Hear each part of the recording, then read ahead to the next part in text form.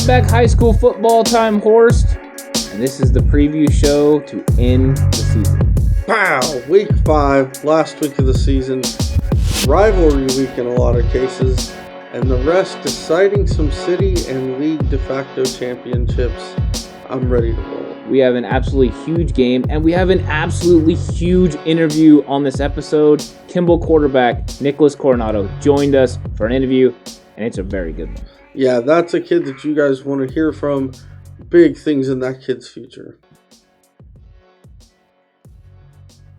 All right, Horst. First up, we have Sierra against Escalon.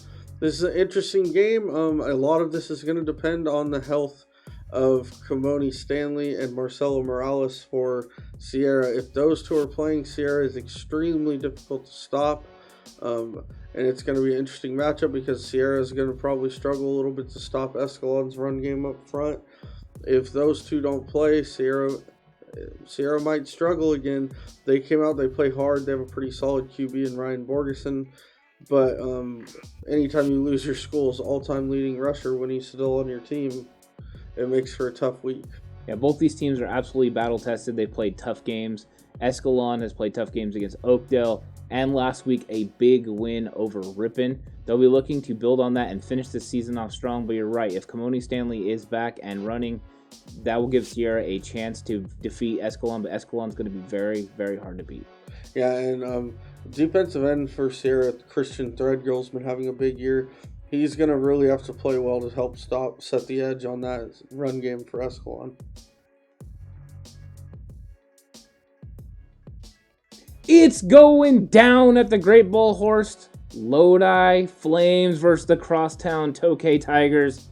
It doesn't get bigger than this in Lodi. Yeah, it's a huge matchup. If you grew up in Lodi, this is a big game. Everyone goes to it every year. Thanks to Mr. COVID, everyone won't be at the game this year, but it's still, for the players, the coaches, this is a huge matchup. These guys grew up playing with and against each other in youth football. They probably have parents that work together, went to elementary school together. Anyway, it is a small town rivalry at its finest. Yeah. So the matchup here is probably largely going to depend on who wins the battle up front. Both teams feature very solid running backs. Lodi with Christian Zamora, Adolfo Sanchez, and Caden Merriman. And Isaac Bishop. Isaac Bishop now too, you are correct. And Tokay with Joseph Filippini and Jose Bravo really playing well. Up front, it's going to be a big matchup. Tokay has guys like Silver Ramirez, Daruv Walia. Those guys are going to have to show up big against Lodi's line. Yeah, they are. And this is going to be an interesting matchup because both these teams need to establish the run to be able to be successful on offense. Whichever team gets it done best is going to win the game. And this is a rivalry game, so you just never know what's going to happen. But the intensity is going to be at an all-time high. So also limiting mistakes. Because you're wanting to win the game on every single play. You need to slow down, play within yourself, and just go for the overall victory. But the intensity is going to be, hard to measure. This is going to be a fantastic game. You're right, a lot of good players on both sides. I'm looking forward to it. Yeah, and then the linemen to watch for on Lodi are Big Sean Carpenter and Reggie Miles, who had a really nice game against Lincoln. So I think we're in agreement right that matchup. Yeah, I think so. I think that those guys are going to be the most important for Lodi because if they get it done and Christian is able to run the ball up the middle and really get it going, and then they are able to use Adolfo on the outside with his great speed, Lodi's going to get it going, and they're going to be hard to stop. So Tokay's got to make sure they limit it. They had problems stopping the outside plays when they played against Linden with Sherman. So Adolfo gets to the outside. He's another breakaway back that they need to make sure they stop. Plus Christian Zamora just up the middle. He can get it done too. So I think that Tokay's got to be worried. But Lodi has to be worried too because Filippini and Bravo are running at an all-time high. And Bravo especially running really great lately. Both of them, their feet never stop. And both of them have breakaway potential.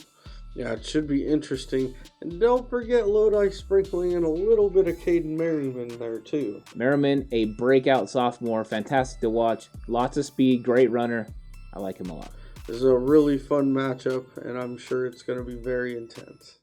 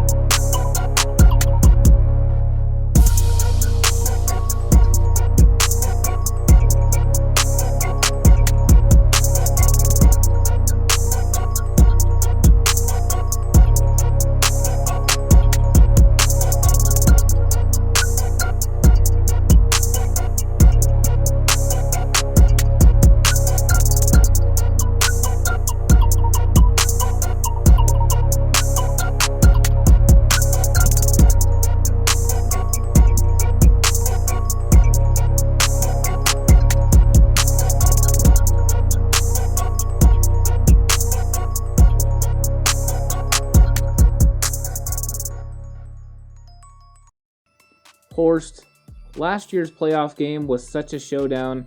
You don't even understand how excited I am for this one. Lincoln versus Edison. Stockton, undefeated teams. Big time players on both. I'm getting worked up just thinking about it. Let's talk about this. Edison Vikings, the Soul Vikes against the Lincoln Trojan, and that big time athletic team. This is the game of the year in the city of Stockton. It will be. And both teams are absolutely loaded with talent. We'll start with Edison's got running back Jalen Blackshear, who is a Lincoln transfer, so that makes this a little more interesting. They've got some big linemen up front, led by Zachary Tamu and Jack Grinnell, both very good players. They've got Zan Dosty out there. They've got LeJamian Sampson. They've got a host of other skill guys. Edison is locked and loaded, but Lincoln is coming for revenge, and they're talented as well. And the first thing that Edison's going to have to do is stop Roman Amaporosa. We mentioned it before. We knew it was going to be a problem for Lodi. He is a problem. He is fantastic. If you haven't seen his highlights, check out one of our last preview shows. We actually have highlights of Roman Amaporosa. He is tough to deal with in the middle. And then it doesn't stop there, because you've got the Baconator on the outside at right tackle, Isaias Lopez. He's freaking fantastic playing out there. So they've got big-time linemen on Lincoln, but they have great skill players too, which is scary because they got a dual-threat quarterback, Kenyon Nelson. He's going to be out there running around, making plays. Zach Tamu's going to have to try to chase him down, which is going to be, fun to watch because a lot of people underestimate how athletic Zach is. But then also Jonah Coleman and Horst. I can't wait for the Jonah Coleman, Jalen Blackshear running backs against each other. Good friends, now good rivals. This is going to be fun. Yeah, and then Lincoln also has a host of other athletes that we haven't even gotten to. Marco Simpson. There's another one, Fidel Pitts, Jamarian Briggs. Jamarian Briggs, I like him a lot. We could probably talk about him for like 30, 40 minutes if we had the time. This game, unfortunately, it's probably not going to be open to the public, but if you wanted to see fireworks, intensity, hard hitting, and high-flying big plays, this would be the game for you this week. Because I know last year's playoff games was one of the funnest games I've watched. Guaranteed to be a blast. Get your popcorn ready.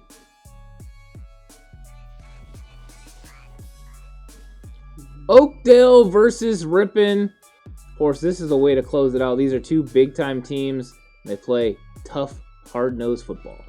Ripon is a proud team. They haven't won a game yet this year, but they are playing everyone tough.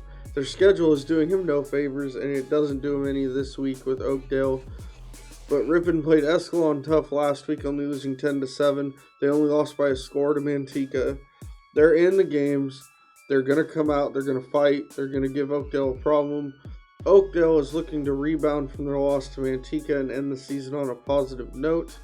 But can they overcome Ripon? Yeah, that's going to be the question. Jackson Holt is going to have to come out and sling it around like he's been doing. Coming off a 2-touchdown performance last week, he'll be looking to get it done. Zeke Safar leading the carries. He'll be somebody to watch. Also, Yahir Ayala, he had a rushing TD last week, so he's somebody to watch for that Oakdale offense. If Oakdale can get their run game going, then Ripon's going to have some problems. But if Ripon can stop them, then they could keep this a game. The fact that they were able to hold Escalon to 10 points is an impressive defensive performance. When Oakdale played Escalon, Oakdale gave up 35. So it should be an interesting matchup. Yeah, I'm really looking forward to this. I love football in that area.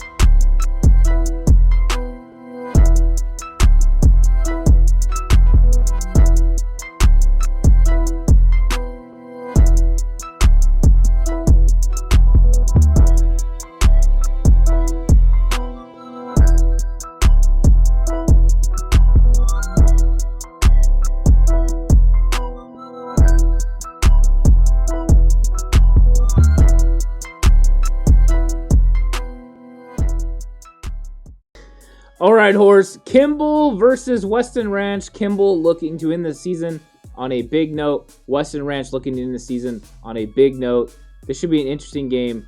Can Weston Ranch stop Nicholas Coronado in this impressive passing game? It's going to be a really tall task for Weston Ranch. They do have a very great defensive player in Nicholas Brown-Singer, but Kimball's been putting up points in bunches all year, and the problem with that is if you do slow down Coronado, which no one has yet, they bring Alonzo Jackson at you, who's a fantastic running back. So it's a long day when you line up to play Kimball's offense. Weston Ranch does have some threats of their own on offense, so Kimball needs to be ready. You know Weston Ranch is going to come out and fight because they're trying to get their first win of the year.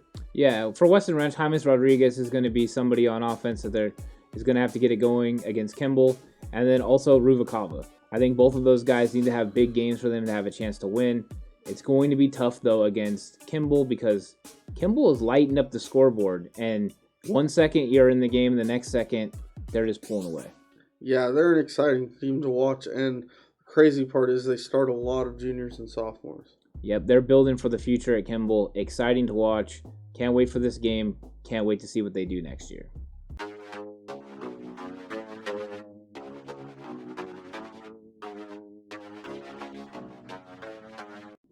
All right, we are joined by Kimball quarterback Nicholas Coronado. What's up, Nick? What's up, guys? How you guys doing?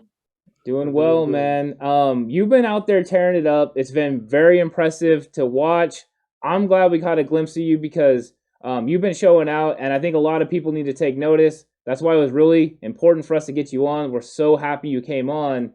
But I wanted to ask you, this season being so crazy, with the whole Corona thing going on and all that, what did it mean for you and your teammates to get back on the field and get back to playing football? First, I appreciate you guys for having me on. Everything you guys say about me, man, means a lot to me. But for my team, getting back on the field means a lot to us because, we've been working out all off season and we all work out together, keep in contact with each other. And for us not to get a season this year would have been really heartbreaking for not just me, but also for my seniors because, I know they put in a crazy amount of work on and off the field. And they've been playing varsity football for maybe since they were freshmen 3 to 4 years now. So, I'm just glad we're able to get a season this year. And it means a lot to be able to play with them this season, even though we only have 5 games and we have 1 left. Yeah, definitely. Now, I've heard that you're also a good baseball player. How hard was it to make that decision to play football over baseball this year? I'm not going to say I'm a great baseball player, but I think I'm a pretty good baseball player. But making the decision, it was pretty hard because some of my friends actually do play baseball. But I know with the 7-on-7 circuit and traveling and stuff, it was been hard to play baseball. So not playing baseball this year actually it hurt because that's my first love. Baseball is always my first love. But taking football serious this year, like taking it full on, I knew I could go pretty far with it this year. So I'm just happy that I'm able to have a pretty successful season so far. So I'm just trying to get this next week done and, see where it goes. Yeah, and what has brought it all together for you guys? Because you guys are really showing out on the field. What has made you and the receivers have such great chemistry? How did you guys get there? Well, as a team, our head coach, Mike Coolins, he was fired before our first game. So that was a big part of our team, what motivates us. It's a long story, but to keep it short, is he got fired before our game, and that's a big motivation for our team. But where me and my wide receivers go, training at the parks almost the entire summer, probably 4 or 5 days out of the week. And some of my receivers play with my 7-on-7 team as well. So chemistry there goes pretty far. But with everybody else, not as just starters, but, role the ones that come in when someone's hurt or someone's tired. Just practice. Like they practice on and off the field. Like Willie Clifton, you guys mentioned him. I lived around the block from him, so we work out together. Mason Rivera, I've known him since we were 7, 8 years old. So me and that guy have crazy chemistry. Go with Eric Gordon and everybody else too. We're good. It's like a brotherhood with us. Okay, there's a lot of good receivers you guys have on your team. Some other good skill players. One guy I want to talk to you about because he's kind of just came on the radar to us is Alonzo Jackson. What do you think about him? What do you have to say about him? That dude's a monster. I love that kid to death. He's like my second brother. He transferred last year from St. Mary's. And when we got him, he wasn't able to play the week he came in. But once he stepped foot on the field, I knew that kid was special. That kid once he gets out of a break or out of a tackle, it's trouble for the defense. But when I can give the ball to him or get the ball out of my hands into his, I know magic could happen. And he's just a clutch player. Like you give him the ball, he can hit people, he can run through you, he can run around you, he can make you fall. So that kid's special, man. I hope colleges get him on their radar and just he can get out somewhere. Yeah, I saw some video of him. He's impressive. Yeah, and then what about your offensive line, the guys that are keeping you upright? Talk about these guys. I know linemen don't get a lot of love, but we like to try to spread a little bit of love to those guys. Tell us about those guys and how good they've been doing, keeping you upright so you can get the ball down the field.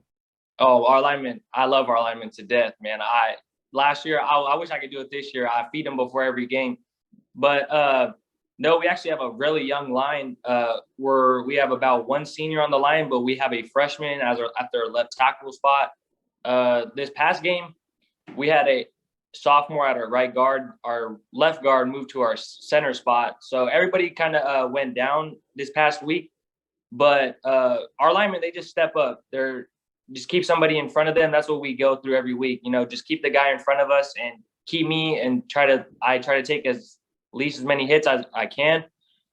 But for them to do it every week and just go against probably some of the biggest linemen with Manteca, East Union, and Patterson, man, it was just I have nothing but love for them because they keep me protected every week. So now that you guys, you guys have kind of got the Kimball program turned around, kind of out there a little bit more than it has been over the last couple of years. What's your goals for next year, for your senior year? My goals next year, just try to build off of what we did this past year. I know people try to look past us and saying we're not a good team or we're a fast team, but we're not efficient. But I think we've proven ourselves this year with our not just our passing game, but our running game, and our defense stepped up big this year. So I think our mentality next year is just try to build off of what we did this season into next season. Yeah, and how intense was that Patterson win? Just the big old huge, all the scoring. I mean, that had to be exciting. What was it like being in that game? Oh yeah, that game. I love that game. That Patterson team is a great team, man. They're fast. Their linemen huge. Their defense is very good. They hit hard. In being in the game though, if it was fun. Getting the ball out to all my teammates. I don't know exactly how many people scored differently on passing, but just to share the ball out to everybody, it felt good, and to get everybody involved. But it really came down to our defense, and our defense came up big in the end with it was a sophomore who caught the interception, Travis Mariero. So he came up big in that game, which our junior tight end, Dylan Anderson, he went down in the first play of the game. So number 10, Travis Mariero, stepped up at tight end, catching our first touchdown and getting the game-winning pick. So, he stepped up big for us. But just being in the game, it was fun. It was action-packed, as everybody saw. Both stands were crazy, and Patterson was a great team. They're very respectful and just great sportsmanship. So a lot of love to go to them too. Big time. Yeah, that was big. You kind of came on to us with when you guys almost pulled off the upset over Manteca to start the year. How exciting was that? Was that to get? I know the game did not turn out the way you'd like it to have, but how exciting was that to come out and play a team like Manteca that everyone knows is big and a good team every year? How was it to come out and show what you guys could do right away? Coming out, our mentality was kind of just, it's going to be a dogfight, and we just got to do what we can do. We can control what we can control. That was our mentality going in. But we knew Manteca was a great team. Last year, they beat us 84-20. So I was on varsity at the time as a sophomore. So that kind of left a bad taste in my mouth. So I kind of wanted to make a statement the night we played them. But like I told you guys before, an hour before the game, we found out our coach got fired. So going into that game, it was an emotional week because we didn't have him all week. And just playing, it was fun. We played fast. We got a lot of turnovers on defense. Like I told you guys, our defense has been playing outstanding this year.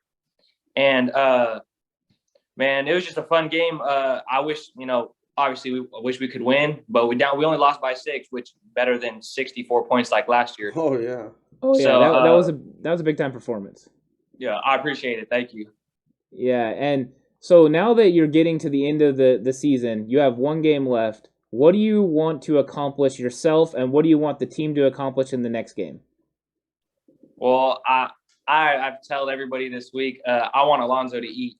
I just want him to get as many yards as he can, get in the end zone. I ate Patterson week. That was my week. So I feel like I think it's Alonzo's time to shine. So I feel like if we feed him, he can get in the end zone as many times as he can, and we just get the win and get out. So as we start to wind down here, are you looking to play past high school? Yes, I am. I want to play college football, whatever level, it doesn't matter. But education comes first with me. So if I can get to go to school I want to get involved in sports medicine. So if I can get involved in that and play ball, that'd be a blessing for me. Well, I think your performance on the field has showed that you definitely deserve somebody to give you an offer, a bunch of offers, in fact, and we're going to keep pushing for you to get offers because you deserve it. You've been great on the field. Sounds like you're a great person on the field. I look forward to getting to know you more as we do more of this in the future, but it was really great to have you on, Nick. It's been fantastic. I appreciate you guys. Hope you guys have a good day. You too, man. All right, Horse. It's Chavez versus Stagg. This game is going to get rough, and it's going to get rough real quick. Yeah, this is a big-time rivalry game out there in Stockton. Both teams are ready to roll. Both teams have been having pretty solid years, and I know this would be a big win for either team. Cesar Chavez is going to come out. They feature some good players on offense in quarterback Brandon Wood and running back Reuben Hooks. They also have receiver Javante Foster, so they're a little bit of a problem on offense. But Stagg has a host of weapons as well. Yeah, and the first one is Willie Turner, and Willie Turner used to play at Chavez, so you know this one is going to be one that he's really going to want to win. It's going to be big for him. So Chavez is going to have to make sure that they keep track of him because he can do it all in the kick return game. He can do it on offense. So if he catches a quick screen, it could be to the house really quick. So that'll be fun to watch. Angel Gonzalez throwing the ball for Stagg. He will be getting it done. And then also Gabe Benton running the ball. I'm curious to see what he does on the ground because that three-headed monster has been causing problems for everyone this season. Yeah, this should be a good one. Hard-hitting, intense, and fun. All right, Horse. Gregory has Enochs this week. This is going to be a showdown. I'm interested in this game. It's the last game of the year. Ant can't hold anything back now. That's true, and they're not going to hold anything back because Cruz Martinez is going to be hard to stop. Dual threat quarterback that can absolutely do it all. Get it done through the air. Get it done on the ground. Yeah, and they have running back Isaac Herman, who's running the ball hard. They have receiver Timmy Ruiz, who's been putting up big games. They have Javion McClendon, who's been playing well out at receiver. They also have a big-time defensive player we like. Yeah, linebacker Ryan Widergreen has been playing great. He had 13 tackles last week in the game, but he's always on the stat sheet making big-time plays. He's a guy that we like. Curious to see what he does in this game. Curious to see what they do because it's the last game, Horse, and you can't hold anything back. That's true. You cannot hold anything back in the last game. Horse, it's time for the battle at Highway 26 because Linden's playing Franklin, and this is actually a rivalry game.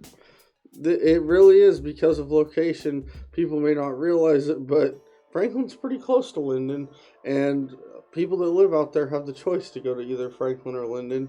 And this is a big game for both teams. Franklin is trying to get out of this year with a win, and Linden is trying to finish with a winning record. So this is a big game for both teams. Franklin, you know they're going to come out. You know they're going to play as hard as they can trying to get that dub. But Linden has quite a back.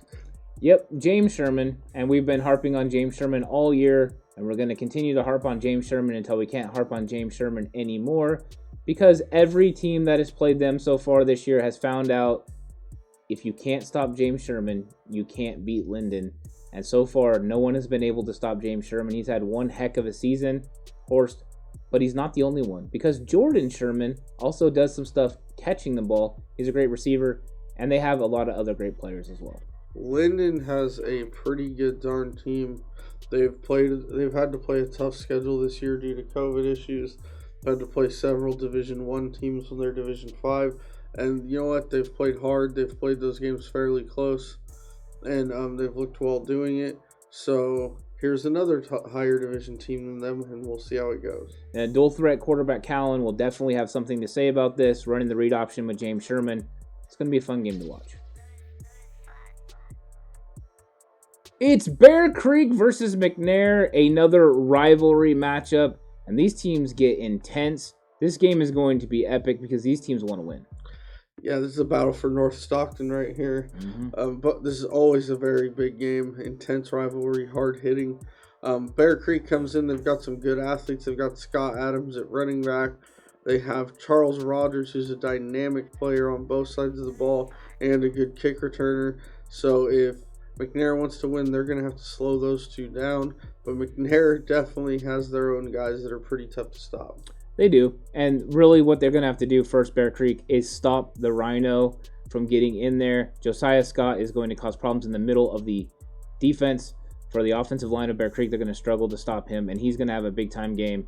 And then Darius Bunn, also the linebacker, he's going to be making plays. He's going to be tasked with stopping Scott Adams and getting them stopped. I think that if Charles Rogers gets the ball in space, though, McNair's going to have some problems. But McNair also has Aaron Horst that can catch the ball in space. And when he gets it out there, he can make plays. Yeah, and another playmaker McNair features is receiver Jonathan Norrie. He's another big-time player. It's going to be really interesting to see whose defense can slow the other one down first. Downey versus Modesto Horse. This should be a good matchup. Yeah, in the last game of the year for both teams, this is a city pride situation. Downey's having a pretty good year. They just knocked off Pittman in a big game for them. And they come in with two quarterbacks, Hudson Wyatt and Connor Stoddard, that are both playing well. But they have a back that's pretty dynamic. Yeah, Michael Navarez had 20 carries for 124 yards last year, Horse. But he doesn't just get it done on the ground because he had a receiving touchdown as well. So he's a guy that can do it all. He's somebody that Downey really counts on, and he's made some big plays over the last couple weeks that we've seen him make. We will see if Modesto's able to slow him down.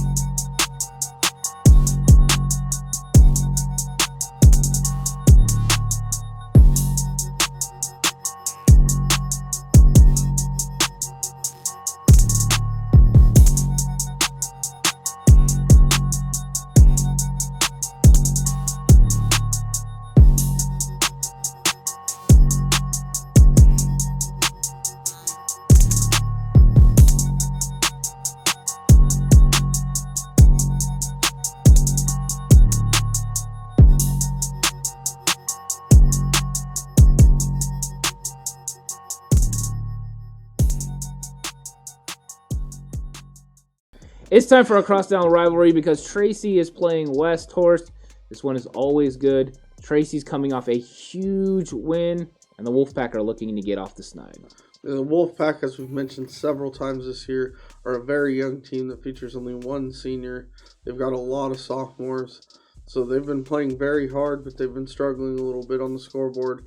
They do feature a really nice running back in Jamal Martin, so that's who Tracy's going to have to look to shut down.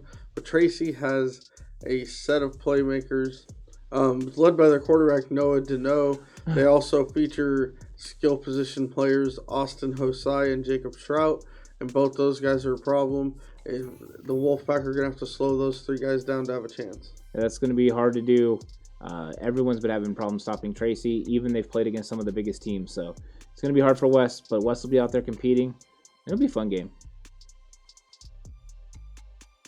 All right, we've got Millennium versus Delta Charter Horse, and a lot of people don't know, but this is Millennium's first game of the year, and it's also their last game of the year, so that's kind of interesting. And then we got Delta Charter, who just had their first game against Big Valley, so both these guys are looking to get their first win and just get out there and play.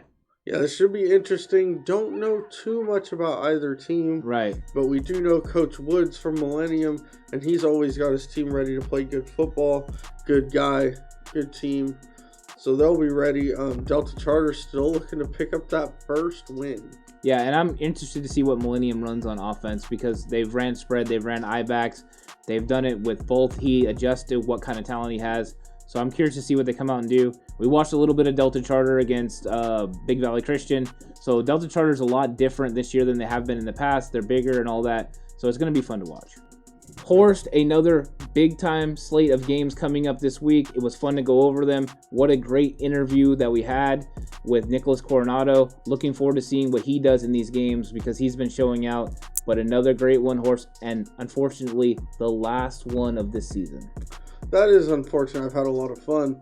but this week might be the best week of matchups yet. Tons of intensity, tons of big games. I'm excited for it. If we missed anyone that you're looking forward to seeing on any team, let us know. And have no fear, because we're going to be covering all these games in our recap show, so you can come find out what happened in these games, who showed out, what kids are playing the best, and what teams finished out with a big W. Don't forget to subscribe to the channel, share it, get it out to everyone. Make sure that you help us out. We're trying to help the kids. You help us, help them. It's a great thing. So thank you for everyone watching. Looking forward to another great recap show, Horst. You stay classy. All right, guys. Boom! Another Cutback High School Football episode complete. Bow!